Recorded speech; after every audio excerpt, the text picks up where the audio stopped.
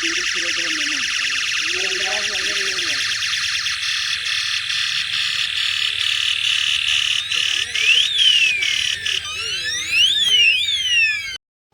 കർഷകർ പറയും ഒരു കൊല്ലത്തെ അധ്വാനം അല്ലേ, അത് ന്യായമാണല്ലോ. ഇത് DFO സാറിനോട് പറയാം. ഇത് കണക്കോ അല്ല, ഞങ്ങളുടെ ജനവുകാർ ഇവരെല്ലാവരും പറയാൻ നിൽക്കുമോ? ഞാൻ ഇടയ്ക്ക് കയറി പറയുമോ? ഇപ്പം പറഞ്ഞു വെച്ച് പറയാം. ഇപ്പം ഇഷ്യൂ ആന അതെടുത്തോ, എടുക്കണം, വേണ്ടെന്നല്ല. 24 മണിക്കൂറിന് ആക്ഷൻ എടുത്തു. അതേ ആക്ഷൻ ഈ ഞങ്ങളുടെ കൃഷിഭൂമി പോയാൽ 24 മണിക്കൂറിനുള്ളിൽ ഞങ്ങൾക്ക് അതിൻ്റെ നഷ്ടം കിട്ടണം. 24 മണിക്കൂറിനുള്ളിൽ നിങ്ങളുടെ അങ്ങോട്ട് കയറിയാൽ നിങ്ങളെടുത്തോ. അതുപോലെ വന്യമൃഗം ഫോറസ്റ്റിനകത്തിക്കണം. അങ്ങോട്ട് ഞാൻ കാലെടുത്ത് വെച്ച സാറ് കാല് വെട്ടുവോ വെടിവെക്കോ ഞാൻ എഴുതി തരാം, ഒരു കുഴപ്പമില്ല. പക്ഷെ അതേപോലെ വന്യമൃഗം ഞങ്ങളുടെ പറമ്പിനകത്ത് കയറിയാൽ അതേ ആക്ഷൻ നിങ്ങൾ ഞങ്ങൾക്കെതിരെ എങ്ങനെ എടുക്കുന്നു അതേ ആക്ഷൻ ഞങ്ങൾക്ക് പോലീസ് എടുക്കണം. അതുപോലെ സാറേ ഇവിടെ എടുത്തിട്ട് ഏറ്റവും കുറഞ്ഞ രീതിയിലുള്ള ഒരു ട്രെൻഡ് എടുത്ത് ഏറ്റവും നല്ല ഉചിതമായ കാര്യം അതാണ്. പണ്ടേ കാലത്ത് നടന്നിരുന്ന കാര്യം അതാണ്. ഈ ഫെൻസിങ് ആകുമ്പോഴും മരം ഒടിച്ചിട്ടും അങ്ങനെയൊക്കെ ഇത് എടുക്കാൻ പറ്റും. സാറ്റലൈറ്റ് സർവേ എടുത്ത് കഴിഞ്ഞാൽ ഏറ്റവും കുറഞ്ഞ രീതി ഇപ്പോൾ കമ്പൂട്ടറിൽ വരുന്നത് അത് അവർക്ക് ഉള്ളിലോട്ടായാലും കൊടുക്കില്ല. ഇതിന് ഓടിച്ചൊന്ന് അപ്പുറം വിട്ടിട്ട് ട്രെൻഡ് എടുത്ത് കഴിഞ്ഞാൽ പിന്നെ അത് ഇപ്പുറത്തോട്ട് കയറിക്കില്ല.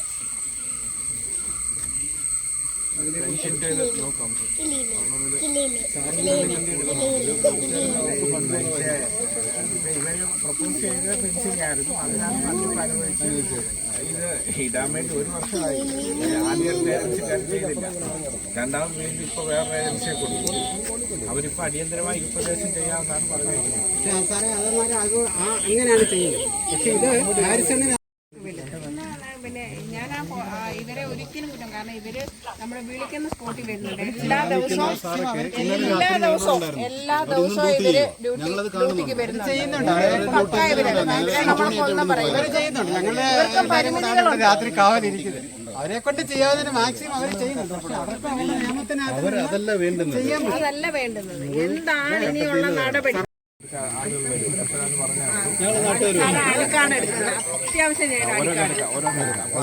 നടത്തിയിട്ടുള്ളൂ. വനത്തിലേക്ക് ഈ ഇറങ്ങിയ 3 എണ്ണത്തിനെ കയറ്റി വിടുക. അങ്ങനെ പോയാൽ പിന്നെ വരില്ല. ഇവിടുന്ന് ഒരു 3-4 കിലോമീറ്റർ പോയി കഴിഞ്ഞാൽ പിന്നെ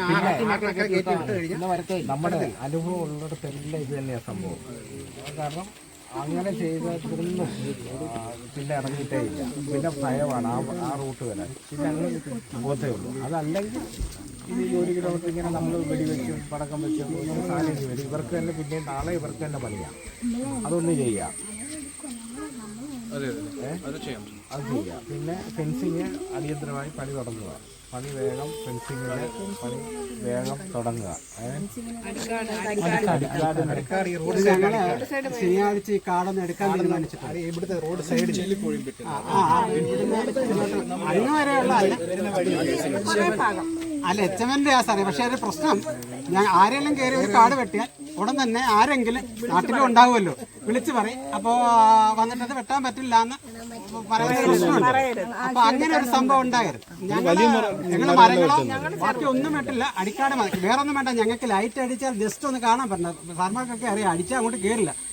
ഈ റോഡ് സൈഡിലെ കാട് പോയി കഴിഞ്ഞാൽ നമ്മൾ കുറേ ലെങ്കിൽ ലൈറ്റ് കിട്ടും. അകത്തോട്ട് വലിയ കാടില്ല. അപ്പോൾ അവിടെ ഒരു 4, 5, 6 മീറ്റർ അടിക്കാട് മാത്രം തെളിച്ചു കഴിഞ്ഞാൽ തന്നെ നമ്മളെ ഇപ്പൊ അവരായാലും ഞങ്ങളായാലും മനുഷ്യരില്ലേ, ഇവരായാലും വന്നിട്ട് ലൈറ്റ് അടിച്ചോണ്ട് പോകുന്ന ആന നിൽക്കുന്ന അറിയില്ല. അപ്പൊ അത് കുറെ ഒരു കിട്ടും.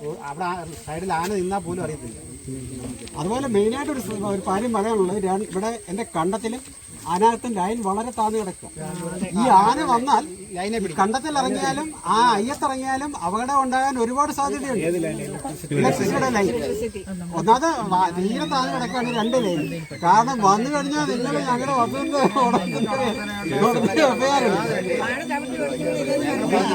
ഇന്നലെ ഞങ്ങൾ രാവിലെ ഞാൻ വന്ന് കണ്ടപ്പോഴേ പഞ്ചായത്തിൽ നിന്ന് കത്താക്കി ഞാൻ വണ്ടിയിലുണ്ട് കത്താക്കി കൊടുക്കാൻ വേണ്ടി ഓൾറെഡി കൊടുത്തിട്ടുണ്ട്. ഡയറക്ട്ലി സംസാരിച്ചിട്ട് അല്ലെങ്കിൽ പിന്നെ ഞങ്ങളുടെ അത് രൂപീകരിക്കണം. അതിന്റെ രൂപീകരിക്കാത്ത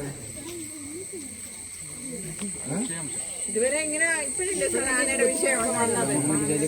വേറെ വലിയ പ്രശ്നങ്ങളൊന്നും ഇല്ലാതെ പോകുന്ന ഏരിയയായിരുന്നു. അങ്ങനെ കുഴപ്പമില്ലായിരുന്നു. VSS ഉണ്ടാക്കണം ആളുകളുമായിട്ട് എപ്പോഴും. അല്ലെങ്കിൽ കമ്മകത്തം ബച്ച VSS മെമ്പർഷിപ്പ് എടുക്കാം. അതാണ്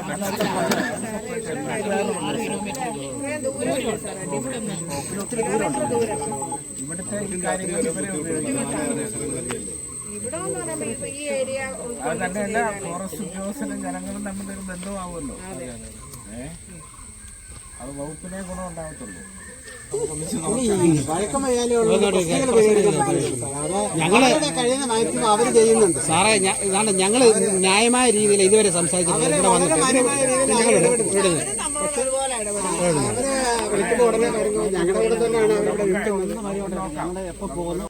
ഇന്നലെ രാത്രി ഒരു 2 മണിയോടുകൂടിയാണ് വീട്ടിൽ ആന എത്തിയത്. വീടിൻ്റെ തൊട്ടടുത്ത് വന്ന് മുറ്റത്ത് നിന്ന് വാഴയുടെ കൈ പിടിച്ചോടിക്കുന്ന സൗണ്ട്, പോള ഇരിക്കുന്ന സൗണ്ട് കേട്ടോണ്ട് നമ്മൾ ഉണരുന്നത്.